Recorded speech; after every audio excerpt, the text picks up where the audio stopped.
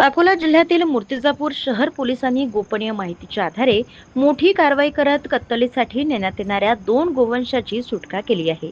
या प्रकरणी एका आरोपीला अटक करण्यात आली असून दोन्ही गोवंशांना सुरक्षितपणे गोरक्षण संस्थेत दाखल करण्यात आले आहे। मिळालेल्या गोपनीय माहितीच्या आधारे मूर्तिजापूर शहर पोलीस स्टेशनचे पोलीस निरीक्षक धर्मेंद्र जोशी यांच्या मार्गदर्शनाखाली डीबी पथकाने कारंजा टी पॉइंट या परिसरामध्ये सापळा रचला।